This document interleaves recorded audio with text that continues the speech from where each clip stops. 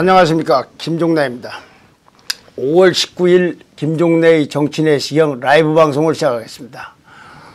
오늘도 많이 일찍부터 들어오셨네요. 반갑습니다. LTTD님. 녹화 방송으로만 보다가 오늘 생방으로 들어오셨다. 새 손님이네요. 네, 반갑습니다. 네. 종래사랑님, 코메이트님, 정각경님, 네. 오늘도 다른 걸 어떻게 준비한 게 영 안 되고 자꾸 계속 문제가 되기 때문에 윤미향 씨 또 정의연 얘기 이걸 한 2개 정도 준비했습니다. 하나는 지금 계속 터져나오고 있는 소위 그 의혹 덩어리들 그거와 관련된 얘기, 또 하나는 윤미향 씨하고 조국 전 장관은 누가 더 나쁜가, 그 점에 대해서 또 하나 준비했습니다. 먼저 그 의혹 덩어리와 관련된 얘기입니다. 오늘자 한겨레 신문에 보면은 정의연을 둘러싼 논란이 왜 생겼나 하는 분석을 한 기사가 있습니다. 진보 언론이 분석을 한 겁니다. 그러니까 애정을 갖고 분석을 했다고 봐야 될 텐데요. 윤미향이 즉 정대협이라고 할 정도로 정대협의 초기부터 윤미향 씨는 유일한 상근 간사로 한 30년을 헌신했다. 91년에 그 고 김학순 할머니가 위안부 피해를 받았다라고 처음 증언을 한 뒤에 30년 동안 참 이 윤미향 씨는 참 척박한 위안부 문제 운동을 이끌며 헌신을 했다. 나도 위안부에 따른 신고 전화가 들어오면은 두메산골이라도 찾아가 증언을 녹음하고 단체 열악한 살림을 메꾸려 자신이 받은 강연료까지 털어가며 운동해온 걸로 알려져 있다. 그런데 그 같은 헌신이 독배가 됐을 수 있다라고 되어 있습니다. 저는 이 기사가 사실에 부합된다고 봅니다. 처음에는 이화여자대학을 나와서 이쪽으로다가 어떻게 관심을 갖게 돼서 정말 30년 동안 여기에 매달리고 해왔을 겁니다. 근데 이와 같이 하다 보니까 동전의 앞면은 헌신인데 이쪽으로만 몰입을 하다 보니까 동전의 뒷면에서는 자꾸 이 그늘이 생기면서 정대협은 사실상 윤미향 씨의 왕국이 됐고 그 결과 거의 모든 걸 윤 씨의 뜻대로 운영됐을 겁니다. 다른 사람은 잘 알지도 못하고 정확하게 저 사람만큼 집념도 없고 반대 바로 그렇게 했던 것들이 축적이 돼서 비례대표 각계에서 뽑으려면은 위안부 쪽에서 누구 하냐 하면은 당연히 이 사람이 거론됐을 거고 본인도 그와 같은 성과물로서 보상 차원에서 국회 가려고 하는 데는 마음이 있었던 것 같아요. 근데 여기서 이제 이용수 할머니가 아니 같이 하다가 이게 뭐냐 이거 해결하고 해야지 그러다가 그래도 간다고 그러니까 여기서 폭로를 했는데 1차로 보도가 안 됐어요. 그게. 그러니까 다음에 또 폭로를 하게 되면서 이게 이제 결국은 이 전국적인 큰 정치 사회 문제가 되어 있는 겁니다. 그러니까 앞으로 여기서 문제는 이제 이 윤이라는 사람이 한 어떤 결정, 무슨 뭐가 어떻다, 인사가 어떻다, 무슨 행사가 어떻다라는 건 별로 그렇게 큰 논란이 없을 텐데 결국은 돈하고 관련된 문제가 계속 핵심이 되로 터지게 될 겁니다. 이미 기부금이라든지 국가 보조금을 멋대로 쓰는 흔적이 드러나고 있지 않습니까? 근데 그때마다 아마도 틀림없이 실수냐 아니다 횡령이다 하는 의혹이 오늘까지 제기된 것도 있지만 앞으로도 제기될 겁니다. 그래서 시작은 선의로 했을지 모르지만 이제 자업자득이 된 거죠. 이게 수억 원이나 되는 기부금하고 국가보조금을 지원받을 정도로 몸집이 엄청 커졌는데 실무자들도 하나 키우지 않고 정부도 독점한 채 사실은 주먹구구식으로 독불장군식으로 운영을 해온 거라고 하죠. 이제 아주 구멍가게 수준이 아닌 거를. 그 실제로 이 안성 쉼터 관련 보도가 나왔는데 이 정의연 관계자들 보고 이 내막이 어떻게 되냐고 물으니까 아는 사람이 없었답니다. 윤 씨만이 기억을 하고 있는 거예요. 윤 씨 1인 체제가 20년 넘게 지속됐고 그리고 남을 잘 신뢰를 하지 않고 정보를 공유하지도 않았기 때문에 이름으로써 이제는 그 저쪽에서 이 제도권 밖에 있는 또 옆에 있는 시민단체 운동을 할 때는 몰랐는데 이게 국회까지 들어가는 제도권으로 덥석 들어와 놓고 보니까 과거 문제들이 터지면서 아하 이게 동전의 뒷면은 기득권이 됐구나. 이렇게 문재인 정부 들어서 된 분들이 많이 있어요. 그래 무슨 활동을 했는데 저분이 뭐 금융위원, 금감위원장이나 이렇게 되고 보니까 시민단체 때 활동하는 거 보니까 점점 이상하게 많이 나타나요. 이런 번상들, 조국 씨도 마찬가지 현상이지만 이제 그때 했던 행동이 이제 양지로 떠나서 등불을 비치니까 여기서부터 기득권 문제가 안 나올 수가 없다. 이 사람들이 이렇게 된 거예요, 이게. 그렇다고 생각이 됩니다. 그래서 이 윤 당선자, 이 윤 씨는 이렇게 30년 동안을, 위안부 문제는 내가 최고고 제일 열심히 했고, 집념을 가졌고, 그러니까 이 정의, 기억연대 수준을 넘어서서 그 소위 그 과거사 피해를 하는 인권운동 쪽에서도 소통이 문제가 해서 이제 독불장군처럼 하다 보니까 거기하고도 소통상 갈등이 생기고. 그래서 얼핏 보면은 과거사 피해단체가 지난번에 공천에서 탈락됐다고 하는, 배제됐다고 하는 최용상 씨가 하는 징용 피해자들, 그분 단체도 있고 여러 가지 있는데 이 정대협이 같이 전부를 대표하는 것이는 과잉 대표성을 가져왔다는 거죠. 이와 같은 이 독단적인 스타일이라고 할까, 1인만이 갖고 있는 어느 조직이든지 있지 않습니까? 회사도 그렇고 뭐, 이 스타일이 이제부터는 이제 상식 밖의 업무로 이어졌던 것이 이제 하나하나 드러나고 폭로되고 조명되고 있는 겁니다.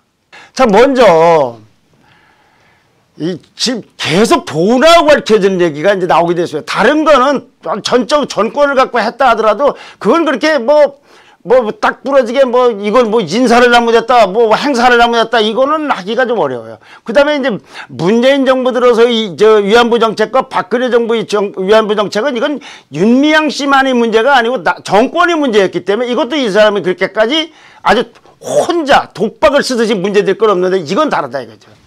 조선일보가 참여연대 공동집행위원장을 지냈던 김경률 회계사라고 있어요. 조국 장관 부인의 정경심 여사의 펀드 관련 계획을 잘못 안 다룬다고 해서 참여연대를 탈퇴했던 분인데, 이분이 지금은 경제민주주의 21의 대표로 있는데요.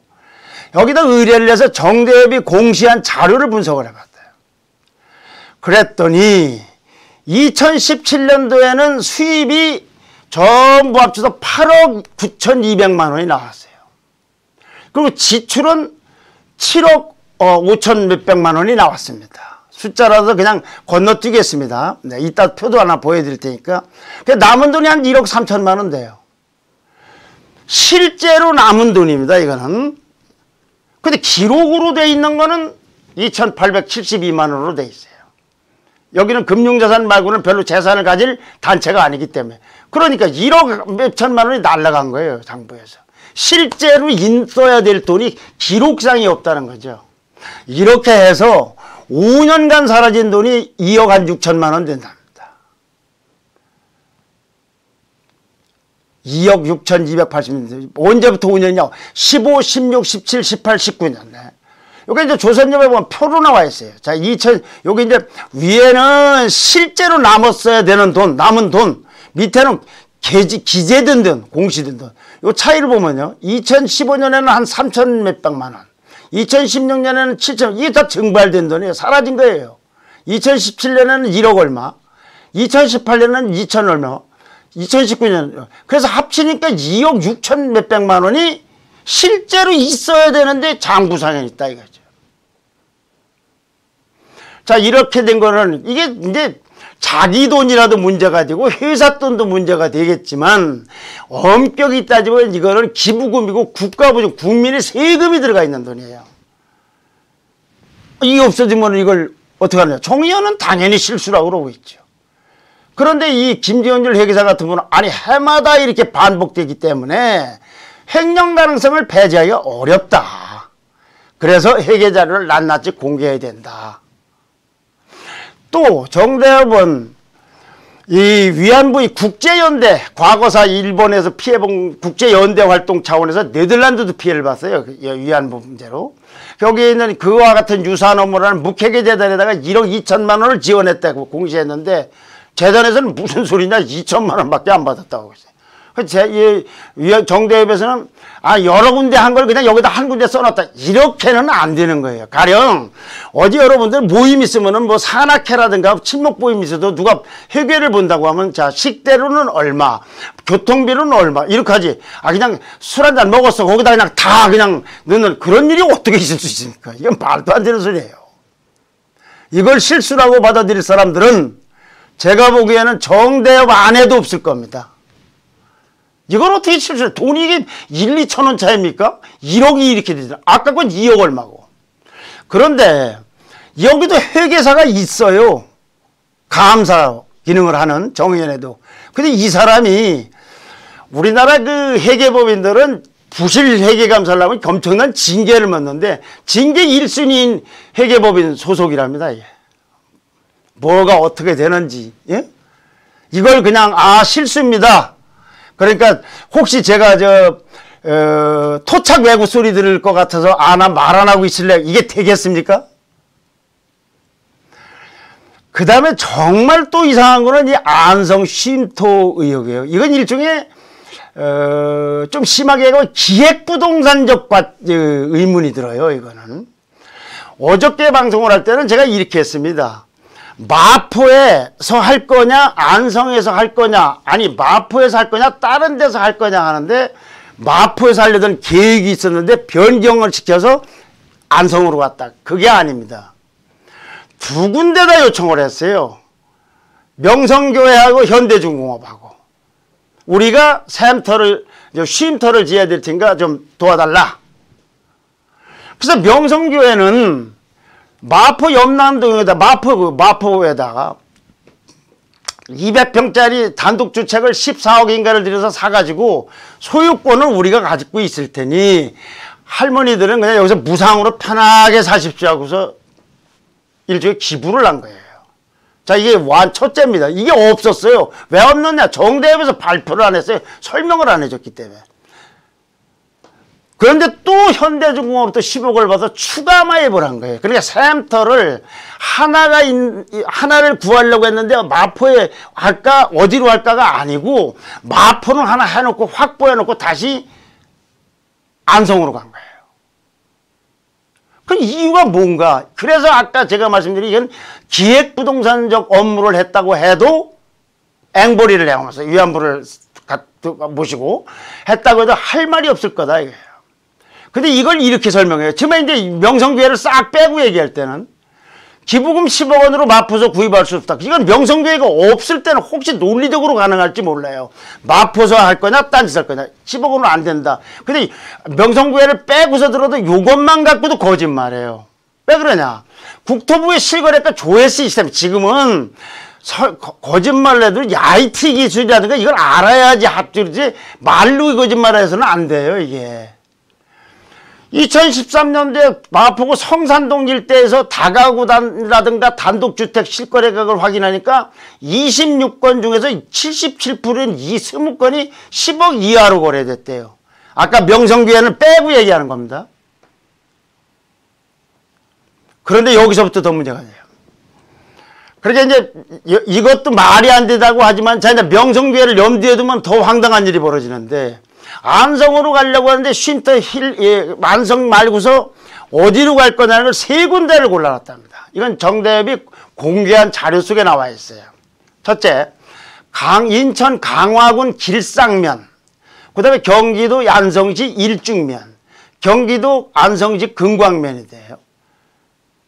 그런데 승용차로 거리가 강화는 1시간 20분, 안성 일중면은 1시간 30분, 금광면은 2시간이라고 하고. 그럼 여기서 시간 중심으로 볼 때는 안성 금광면이 제일 아랫순위일 겁니다. 우선 정대협 사람이 오가는 것도 중요하지만 할머니들이 오가고 해야 되기 때문에 그래요.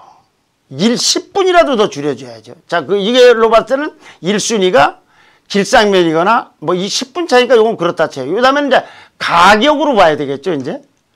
자, 평당 가격은 안성면은 309만 원이에요. 이게 실제로 이것도 중요해요. 309만 원이 아니라 109만 원짜리도 거기에 어저께도 말씀드렸듯이 거래가 됐는데 요걸 309만 원으로 해서 바로 이래서 비싸게 샀다는 말이 나오는 거예요. 이렇게 책정이 돼 있어요. 이걸 조사를 이렇게 했어요. 그럼 길상면은 229만 원, 일중면은 74만 원. 그럼 어디를 택해야 되겠습니까? 당연히 일중면 같은 데를 택해야 될 거 아니에요. 아니 여기가 아니든 길상면이든 여기 금광면은 안 택해. 몰고 제일 비싸니까. 실제 거래가 얘는 300, 실제 그때 평균 거래가 얘는 309만 원으로 책정됐다면 그럼 몰고도 비싼 데를 왜 사냐.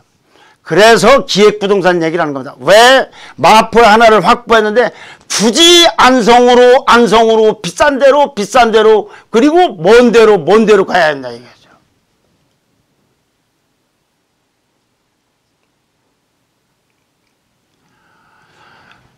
그런데 이게 안성은 누구하고 연결되어 있죠?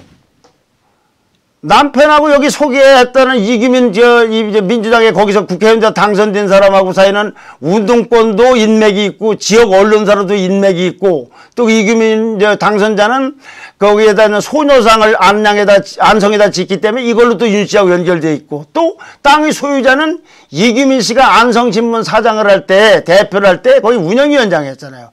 그러니까 안성으로 간 이유가 여러 가지로 이상한 거예요. 몰고도 비싼 데인데 고인맥을 통해서 거기를 갔다. 사실은 안성은 쉼터가 필요 없는 거예요. 마포에 있기 때문에. 그 마포에는 세 분이 계셨어요. 세 분이 살아셨어요.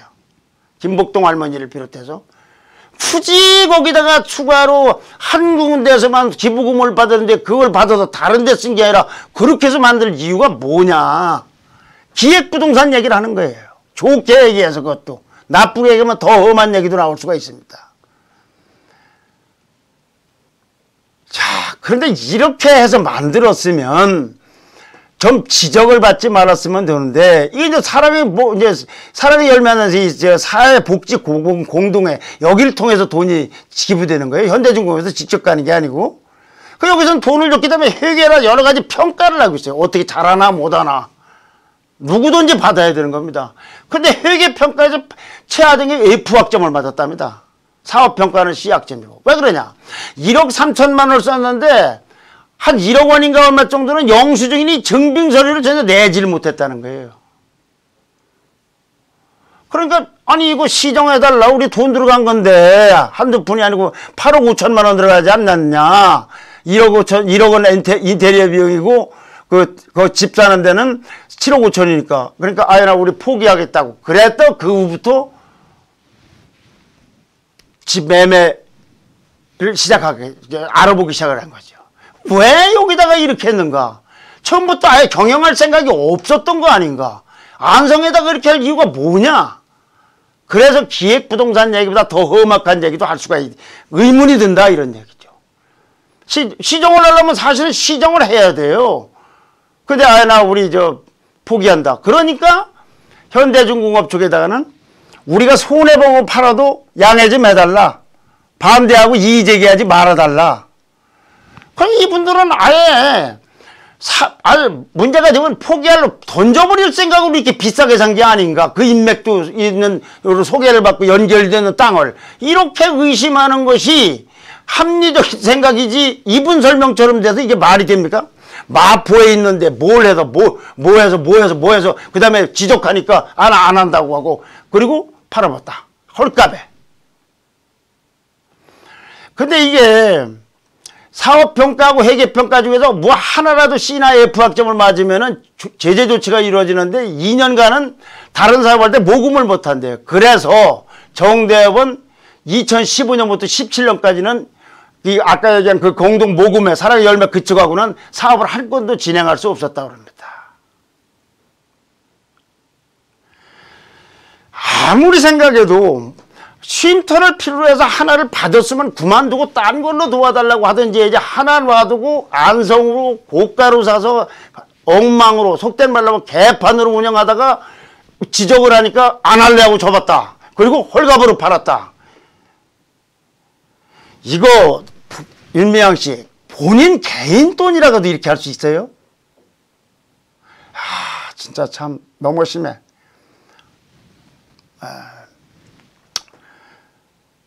또 있습니다. 참 이것도 기가 막힌 얘기입니다.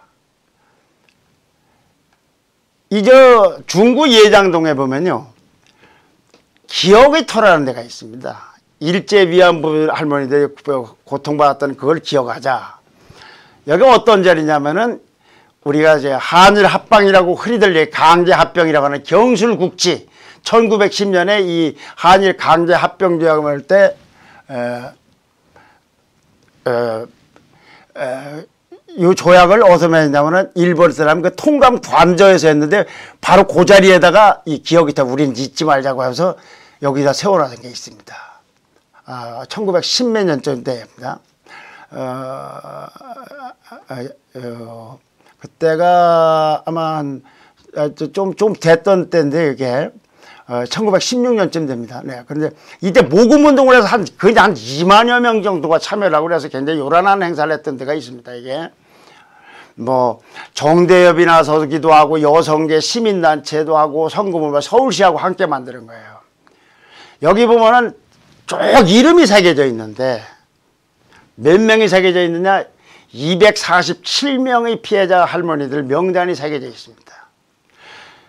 그런데 여기에 빠진 사람이 있고 뺀 사람이 있어요. 자, 여기 신미자 할머니 이름은 여기 없습니다. 이 신미자 할머니는 누구냐? 이 정의기억연대, 그러니까 전신 정대협을 아주 악당이라고 부르면서 맹비판했던 분이에요. 이분은 일본 최고재판소로부터 처음으로 일본군 위안부라는 것을 인정받은 피해자예요. 굉장히 큰 터닝 포인트가 됐던 분인데, 할머니는 정대협에 대해서 굉장히 반감을 갖고 있었어요.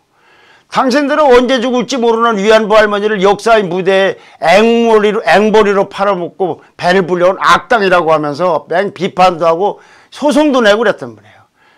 이 사람 이름은 없어요. 이 명단은 정대협에서 작성해준 명단을 갖다가 새긴 겁니다. 그런데 또 어떤 할머니는요, 내 이름은 넣지 마라, 나 창피하다 했는데 굳이 동의도 안 받고 넣었어요. 그러니까 이분이 밤에 몰래 가서 망치하고 끌어가지고 와서 자기 이름을 파냈어요. 근데 그걸 걸려가지고 지구대에 끌려가기도 했답니다. 이렇게 보면 이렇게 돼요, 우리는. 도대체 이 정대협이 하는 일은 윤미향 씨가 그렇게 얘기하는 피해자 중심주의입니까? 윤미향 중심입니까, 이게? 그러니까 명단 넣고 안 넣고도 당신 맘대로 하는 거예요? 심 할머니가 빼달라고 한 게 아니면은 그 양반은 넣어주고, 빼달라는 분이 있으면 빼주든지 해야지. 아니면 모모씨로 해서 이분은 이름을 밝히지 원한다고 하는 게 정상이지. 당신 맘대로 그냥 넣기도 하고 빼기도 하고 이렇게 되네. 이런 게 다 1인 왕국이었기 때문에 좋은 일만 했으면 제가 왜 왕국이라고 했겠습니까? 동전의 뒷면은 이렇게 기득권에서 무엇든지 그냥 주먹구구식이면서 독불장구식으로 한 결과물로서 이런 현상이 나온 거 아닙니까? 우리는 이와 같은 일들이 윤미향의 20년 왕국에서 벌어진 일들인지는 모르고 오직 위안부만을 해서 열심히 해온 사람들로 대부분의 국민들은 알았고 저도 그렇게 알고 있었죠. 그 다음에 이 아파트 문제, 이건 이제 개인 문제이긴 하나 이게 또 횡령 논란하고 관련이 있기 때문에 그래요. 2012년에 2억 6천만 원의 아파트를 경매부증을 납찰받았는데 이게 경매부증은 현금이 들어가야 되는데 이 출처가 어디냐? 라고 야당 의원이 물으니까 곽상도 의원이 그거 내가 살고 있던 아파트를 판 돈이라고 했는데, 아니 아파트는 2012년 3월에 낙찰을 받았고 당신이 살고 있는 아파트는 10달 후에 팔았지 않냐. 이게 어떻게 된 얘기냐. 파는 게 먼저야지 어떻게 낙찰 받은 게 먼저냐. 그러니까 나중에 이게 어제 오전에 그러더니 오후에는 사실은 내가 착각을 했고 기억에 참고 있었고 정기예금 3건 해지한 거라든가 무슨 가족을 통해 차입한 거나 이걸로 메웠다고 그랬어요. 여기서 이제 이 듣는 사람들이 이제 뭐 이렇게 말을 하나라고 생각나는 건 바로 이용수 할머니 기억력 문제라고 했지 않습니까? 근데 이 할머니는 32년 전에 1992년 6월 25일 날 나 위안부 피해자 친구라고 부끄러워서 창피해서 하면서 윤미향 씨하고 전화했던 사실도 기억을 해요. 근데 이분은 7, 8년 전 문제도 기억을 못해요. 그러면 기억은 누가 문제가 되는 겁니까, 이게? 그래, 이것까지는 점잖은 추궁이고, 곽상도 의원은, 아니, 그동안에 개인 계좌로 후원금을 받았지 않았느냐. 이 상처, 이 사용처가 어디냐, 이거 아무래도 수상한 거 아니냐까지 주장을 하고 있는 겁니다. 그러니까 확인이 필요하다, 얘기죠. 윤미향 씨가 갈 곳은 아무리 봐도 국회의사당이 아니고 검찰입니다. 물론 이낙연 전 총리, 이낙연 의원이죠. 이니 사태를 엄중히 보고 있다, 당과 깊게 상의하고 있다 해서 조금 달라진 것 같아요. 요 얼마 전에만 해도 김상희 의원, 남인순 의원, 홍익표 의원들이 14명이 윤미향 씨 공격하고 정대협, 정의원 공격하는 건 반인권, 반평화, 친일 뭐라고 공격했는데 이분들 뒷감당 어떻게 할지 모르겠는데 여하튼 이낙연 총리는 이렇게 해서 조금 터닝 이렇게 달라지는 분위기가 있어요. 일부 이제 이대로 갈 건 아니지 않느냐 라고 하고 있는데 그거는 당의 조치고 윤 씨는 선제적으로 그동안 있었던 일을 다 털어놓는 게 그리고 의원직을 사퇴해야 된다고 봅니다. 이렇게 돼야 이 파문이 그나마 수습이 되고 그 다음에 위안부 운동도 이제 이런 방식으로 안 된다. 국가가 하든지 좀 업그레이드를 해서 정의연이 하려면 정말 혹독한 조정을 통해서 여러 감시 시스템 속에서 하든지 위안부 문제는요. 윤 씨나 정대협이 전유물이 아닙니다. 네. 여기까지 말씀드린 걸 키워드로 말씀드리면요. 20년 윤 1인 체제 기득권이 됐어. 기득권이 이제 드러난 거죠. 이제 활동가가 시민 운동하던 분이 다른 피해자들과는 소통도 잘 안 했다. 그래서 갈등도 생겼다.